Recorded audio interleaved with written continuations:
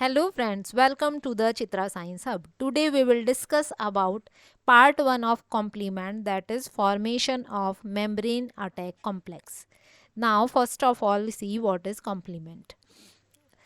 1890 में Julius बॉर्डेट scientist ने institute of Pasteur in Paris do a experiment. उस experiment में उसने क्या किया, विब्रियो कोलेरा बैक्टीरिया लिया और उसे इंजेक्ट किया शीप में। जब हम एंटीजन इंजेक्ट करेंगे या पैथोजन तो उसके रिस्पॉन्स में एंटीबॉडीज़ बनेंगी और वो एंटीबॉडीज़ होंगी कहाँ, ब्लड में। उस ब्लड में से सेल्स और क्लोटिंग फैक्टर निकाल के जो लिक्विड बचता है उसे हम कहते हैं सीरम, और जिस सीरम के अंदर एंटीबॉडीज़ होती हैं उसे हम कहते हैं एंटी सीरम। तो उन्होंने विब्रियो कोलेरा बैक्टीरिया लिया और ये एंटी सीरम लिया जो बना in response to this cholera bacteria, and they observed that it cause lysis of the bacteria. लेकिन जब हमने इस एंटी सीरम को हीट कर दिया तो ये जो बैक्टीरियल लाइसिस हुआ वो लाइसिस अब डिस्ट्रॉय होगी, वो लाइटिक एक्टिविटी जो है यहाँ पर डिस्ट्रॉय हो गई। तो ये जो आपकी एबिलिटी थी जो आपकी हीट करने से डिस्ट्रॉय हो गई, ये वापस रीस्टोर हो जाती है जब हम फ्रेश सीरम डालते हैं, लेकिन इस फ्रेश सीरम में एंटीबॉडीज़ हम निकाल देते हैं। तो इस एक्सपेरिमेंट से जूलियस बॉर्डेट ने जो कंक्लूड करा, उसने कहा कि हमारे जो सीरम है उस सीरम के अंदर कोई ऐसा हीट सेंसिटिव कंपोनेंट है जो बैक्टीरिया का लाइसिस कर रहा है। एक तो एंटीबॉडीज़ है ही, बैक्टीरिया के अगेंस्ट स्पेसिफिक एंटीबॉडीज़ हैं सीरम में, लेकिन कोई ऐसा सीरम का कंपोनेंट भी है जो हीट सेंसिटिव है और जो बैक्टीरिया की लाइसिस के लिए रिस्पॉन्सिबल है।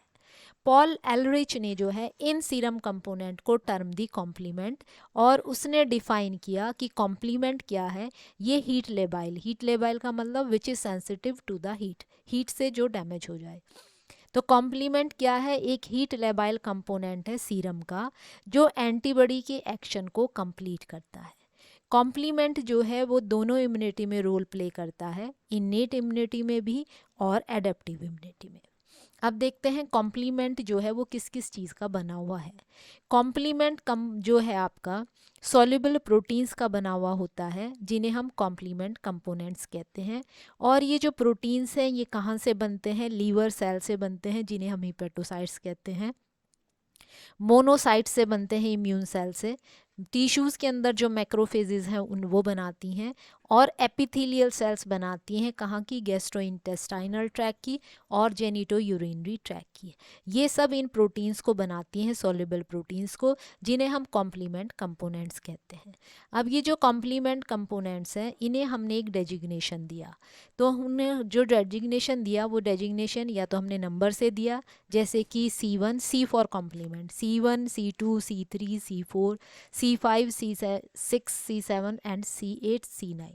यह हमने लेटर्स दिए जैसे कि फैक्टर 8 फैक्टर बी, या हमने ट्राइवियल नेम्स दिए। ट्राइवियल नेम्स क्या होते हैं, वो कॉमन नेम्स होते हैं जो सिस्टमेटिक स्ट्रक्चर जो स्ट्रक्चर के अकॉर्डिंग नहीं होते, कॉमनली जिन नाम से उन्हें जाना जाता है उन्हें ट्राइबल नेम्स देते हैं। तो यह हमने उन्हें ट्राइबल नेम दिया, जैसे कि HSF फुल फॉर्म है होमोलोगस रेस्ट्रिक्शन फैक्टर। अब ये जो कॉम्प्लीमेंट कंपोनेंट आपके बनते हैं ये इनएक्टिव फॉर्म में बनते हैं। इन इनएक्टिव फॉर्म को हम प्रो एंजाइम्स और जाइमोजेंस कहते हैं, और ये तब एक्टिव होते हैं जब प्रोटीएज एंजाइम इन्हें क्लीव करता है।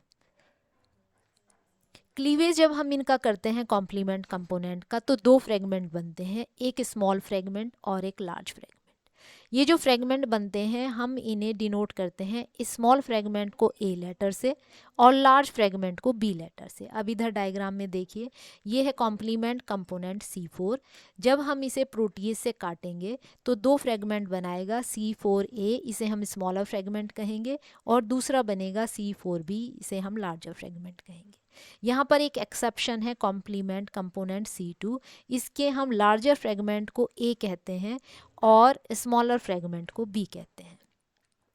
अब ये जो आपका एक्टिवेशन, ये क्लीवेज के बाद जो एक्टिवेटेड प्रोडक्ट बनती है उन्हें हम एक बार से शो करते हैं, जिसके ऊपर बार लगी हुई है इसका मतलब वो आपका एक्टिव कंपोनेंट है।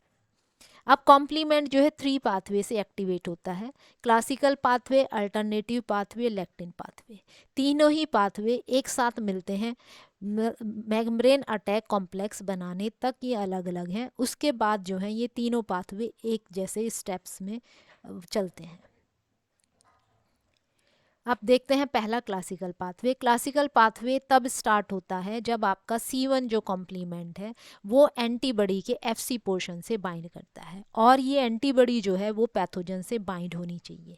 यानी कि एंटीजन एंटीबॉडी कॉम्प्लेक्स जहाँ भी होगा वहाँ एंटीबॉडी के FC पोर्शन से ये C1 कंपोनेंट बाइंड होता है, तब ये क्लासिकल पाथवे एक्टिवेट होता है। अब क्लासिकल पाथवे को कौन कौन सी एंटीबॉडीज़ जो हैं वो एक्टिवेट करती हैं, तो एंटीबॉडी IgM और IgG1, G2 और G3, सिर्फ यही एंटीबॉडीज़ हैं जो कॉम्प्लीमेंट के क्लासिकल पाथवे को एक्टिवेट करती हैं। अब कॉम्प्लीमेंट C1 का स्ट्रक्चर देखें तो ये एक मैक्रोमोलिक्यूल है, एक सब यूनिट है जिसमें C1Q की, और एक मॉलिक्यूल है C1Q का, और दो मॉलिक्यूल होते हैं C1R और C1S के, और तीनों मिलके एक कॉम्प्लेक्स बनाते हैं जिसे हम कहेंगे C1QR2S2। अब जो ये C1Q है, ये C1Q जो है 18 पॉलीपेप्टाइड से मिलके बनता है। उन 18 पॉलीपेप्टाइड में से 3 पॉलीपेप्टाइड, ये देखिए नीचे डायग्राम में 1, 2 और 3 पॉलीपेप्टाइड मिलके एक हेलिक्स बनाती हैं। ये पूरा एक हेलिक्स है। इस तरह के 6 हेलिक्स इसमें होते हैं। ये देखिए राइट हैंड साइड में ये आपका एक हेलिक्स है, और इस तरह के 1, 2, 3, 4, 5, 6 हेलिक्स हैं ये आपके। ये 6 हेलिक्स जो हैं, 2 मॉलिक्यूल इसमें आपके R के हैं और 2 मॉलिक्यूल S के हैं। ये इस तरह से यहाँ पर एक सर्कल बनाते हैं। अब जो C1 मैक्रोमोलिक्यूल है, ये हमने बताया ये पाथवे जब एक्टिव होगा जब C1 जो है वो FC पोर्शन से बाइंड होगा। अब ये तब एक्टिवेट होगा जब ये 2 FC पोर्शन से जुड़े। अब ये देखिए, ये है सेल सरफेस पैथोजन की, यहाँ पर ये है आपका एपिटॉप, इस एपिटॉप से ये 2 एंटीबॉडी बाइंड है। एंटीबॉडी का ये FC पोर्शन है ये वाला, तो 2 FC पोर्शन एटलीस्ट चाहिए इस C1 को एक्टिवेट करने के लिए। अब जो है हमने देखा था कि 2 एंटीबॉडी हैं जो इसे एक्टिवेट करती हैं, तो IgM और IgG। तो IgM अगर सिक्रीटेड है यानी कि सॉल्युबल फॉर्म में है सीरम में, तब वो लेती है स्टीलेट स्ट्रक्चर। स्टीलेट स्ट्रक्चर मतलब स्टार लाइक स्ट्रक्चर। तो तब हमें FC पोर्शन अवेलेबल नहीं होता जो C1Q से बाइंड हो, तो सिक्रीटेड IgM जो है वो कॉम्प्लीमेंट को एक्टिवेट नहीं करती। ये तभी एक्टिवेट करेगी जब आपका जो IgM है वो पैथोजन की सरफेस से बाइंड करे। जब वो पैथोजन की सरफेस से बाइंड करता है तो वो स्टेपर लाइक स्ट्रक्चर लेता है इस तरह से। तो जब स्टेपर लाइक स्ट्रक्चर लेता है तो ये जो FC पोर्शन है ये आपके एक्सपोज हो जाते हैं। तो आपका C1Q का जो ये हेड पोर्शन है ये आके इनसे बाइंड करता है।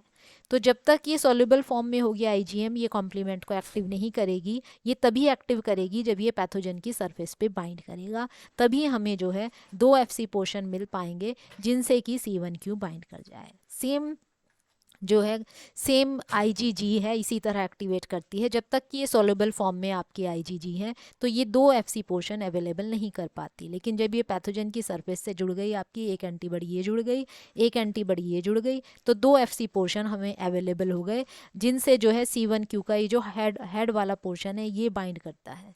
तो ये 2 FC पोर्शन से बाइंड होगा और C1 जो है आपका एक्टिवेट होगा।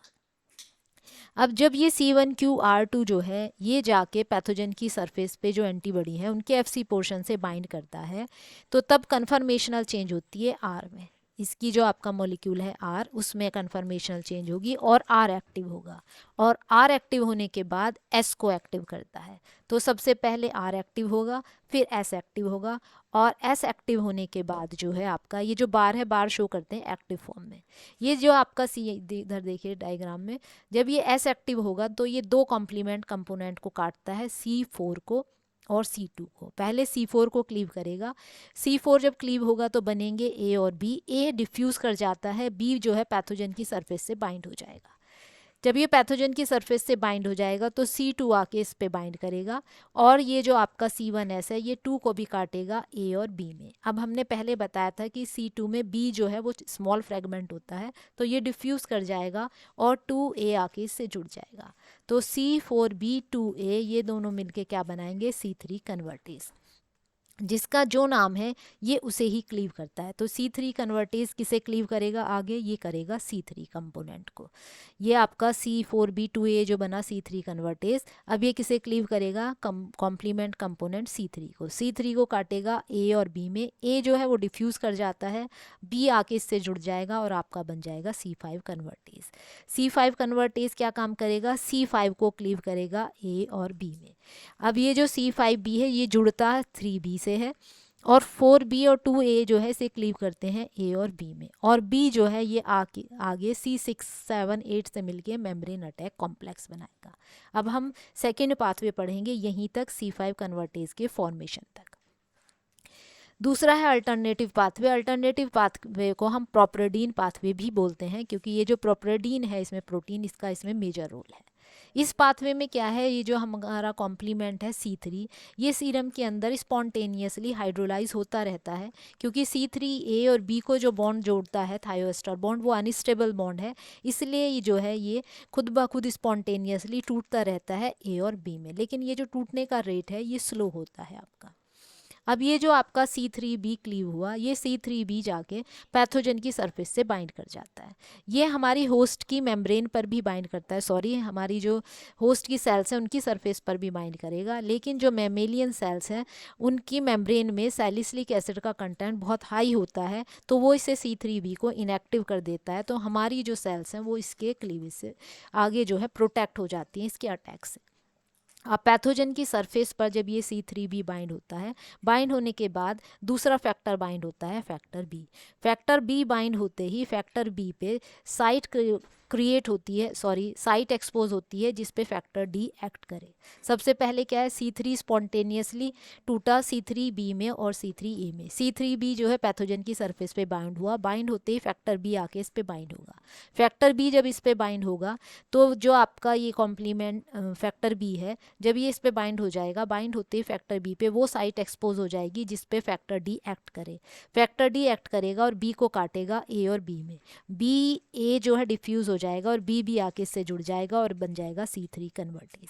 अब C3 कन्वर्टेज इसी तरह जैसे पहले पाथवे में वर्क करेगा। C3 कन्वर्टेज जो है C3 को काटेगा A और B में। अब ये जो C3 कन्वर्टेज आपका बना है, ये C3 कन्वर्टेज क्या है, अनस्टेबल होता है। तो प्रोपरेडीन आके, यहाँ देखिए डायग्राम में ये प्रोपरेडीन है, ये प्रोपरेडीन आके इससे बाइंड करेगा C3B और BB। ये जो C3 कन्वर्टेज बना था ये इसकी हाफ लाइफ बहुत कम थी, लेकिन जब प्रोपरेडीन आके इससे बाइंड हो जाता है तो ये स्टेबल हो जाता है, और आपका ये अब क्या करेगा, C3 कन्वर्टेज हाइड्रोलाइज करेगा C3 को C3A में और C3B में। अब ये क्योंकि स्टेबल हो चुका तो ये काफ़ी देर तक काम करता रहेगा और बहुत सारे C3B बन जाएंगे। अब C3B जो है वो आके इस कॉम्प्लेक्स से जुड़ जाएंगे और बनाएंगे C5 कन्वर्टेज। A जो है वो डिफ्यूज़ कर जाएगा। अब ये जो C5 कन्वर्टेज बना ये क्या काम करेगा, C5 को तोड़ेगा, C5 को C5A और B में, और B जो है वो मिलके आगे क्या बनाएगा, मेम्ब्रेन अटैक कॉम्प्लेक्स। अब चलते हैं तीसरे पाथवे पर, लेक्टिन पाथवे। लेक्टिन पाथवे कब एक्टिवेट होगा, जब MBL मैनोज बाइंडिंग लेक्टिन जो है ये एक एक्यूट फेज प्रोटीन है जो लीवर बनाता है in response to the infection. जब भी आपको इन्फेक्शन होता है तो लीवर जो है वो ये MBL बनाता है। ये जो मैनोज बाइंडिंग लेक्टिन है ये कहाँ बाइंड होता है, ये मैनोज शुगर से बाइंड होता है on the surface of micro organism. हमारी सरफेसेस पर, ह्यूमन सेल की सरफेस पर ये जो मैनोज रेसिड्यू है, साइलिसिलिक एसिड जो है इन्हें कवर करके रखती है, इसलिए हमारी सेल्स पर MBL बाइंड नहीं कर पाता, सिर्फ पैथोजन की सरफेस पर बाइंड करेगा। MBL जो है इसका स्ट्रक्चर C1Q की तरह है, जो हमने क्लासिकल पाथवे में पढ़ा, C1QR2S2। तो ये जो आपका C1Q है यहाँ पर ये जो MBL है ये कॉम्प्लेक्स बनाता है दो प्रोटीएज से, MASP1 और MASP2। ये दोनों प्रोटीएज हैं, ये इसी तरह काम करेंगे जैसे C1 कॉम्प्लीमेंट में R और S काम करते थे। ये देखिए डायग्राम, ये जो है ये है MBL, और ये जो दो ग्रीन कलर के लगे हुए हैं ये MASP1 एंड MASP2। ये इसी तरह काम करेंगे जैसे आपके क्लासिकल पाथवे में C1 कंपोनेंट ने काम किया था। अब ये जो MAsP2 है, जैसे क्लासिकल पाथवे में उसने क्लीव करा था C4 को और C2 को, इसी तरह ये नीचे डायग्राम में देखिए ये C4 है, इसे क्लीव करेगा A और B में। B पैथोजन की सरफेस से अटैच हो जाएगा, A डिफ्यूज़ कर जाएगा। अब C2 क्लीव होगा, B जो है क्योंकि इसमें स्मॉलर फ्रेगमेंट होता है, B डिफ्यूज़ कर जाएगा और 2 आके इससे जुड़ जाएगा। अब ये जो बना ये है C3 कन्वर्टेज। C3 कन्वर्टेज क्या करेगा, C को काटेगा C3 A में और B में, B आके इससे जुड़ जाएगा और क्या बनेगा, C5 कन्वर्टेज। और C5 कन्वर्टेज क्लीव करेगा C5 को A और B में, और C5B जो है वो मिलके बनाएगा मेम्ब्रेन अटैक कॉम्प्लेक्स। अब देखते हैं मेम्ब्रेन अटैक कॉम्प्लेक्स मैक कैसे बनता है। तीनों ही पाथवे हों, क्लासिकल, अल्टरनेटिव या लैक्टिन, तीनों कहाँ पर एक साथ मिलते हैं, ये एक्टिव C5 कन्वर्टेज बनाने तक ये सारे अलग अलग हैं, आगे जो है पाथवे सेम चलता है। अब C5 कन्वर्टेज क्या काम करता है, ये क्लीव करता है C5 फ्रेगमेंट को A और B में। C5B जो कंपोनेंट है ये स्टेबल नहीं होता, बहुत जल्दी डैमेज हो जाता है, इसे स्टेबलाइज करता है C6, यानी कि C6 आके जब C5B से जुड़ जाता है तो ये अब आपका स्टेबल हो जाता है। अब C5B से, पहले C5B से जुड़ा C6, फिर C6 से आके जुड़ता है C7। C7 क्या करता है, इसके अंदर आपका ट्रांजिशन लाता है, स्ट्रक्चरल ट्रांजिशन लाता है, जिससे कि इस कॉम्प्लेक्स के अंदर हाइड्रोफोबिक रीजन बाहर एक्सपोज हो जाए और ये जाके मेम्ब्रेन से जुड़ जाए। अब ये आके मेम्ब्रेन से जुड़ गया, तो मेम्ब्रेन से आके क्या जुड़ा, C5B6 7। अब ये जो C5B6 7 है इससे आके जुड़ता है C8। C8 जब आके इसके अंदर जुड़ता है तो इस C8 के अंदर कन्फर्मेशनल चेंज होगा और ये हाइड्रोफोबिक रीजन बाहर आपका एक्सपोज करेगा, जिससे कि ये C8 जो है मेम्ब्रेन में इंसर्ट हो जाए। अब जब ये मेम्ब्रेन में इंसर्ट हो जाएगा तो ये प्राइमिंग साइट बनाएगा C9 के लिए। अब जो आपका C9 प्रोटीन है, सॉरी कॉम्प्लीमेंट है, ये आके पहले एक जुड़ता है, फिर उसके बाद दूसरा मॉलिक्यूल जुड़ता है, फिर तीसरा जुड़ता है, इसी तरह C9 का पॉलीमराइजेशन होता है और अल्टीमेटली आपका क्या बनेगा, मेम्ब्रेन अटैक कॉम्प्लेक्स। वो बनेगा C5B6 7 8 और 9 से। अब ये जो मेम्ब्रेन अटैक कॉम्प्लेक्स बना ये क्या है, एक ट्यूबुलर स्ट्रक्चर है जिसके बीच में एक पोर है, एक छेद है। मेम्ब्रेन के अंदर अब क्योंकि पोर क्रिएट हो गया है तो इसकी सेलेक्टिवली परमेबिलिटी फिनिश हो गई, फ्रीली जो है आयंस इससे आ जा सकते हैं, तो यहाँ से फ्लूइड भी निकल सकता है, आयंस भी जा सकते हैं। तो अब जो है सेल की लाइसिस होती है due to influx of water and loss of electrolyte. This is all about formation of MAC. Thank you.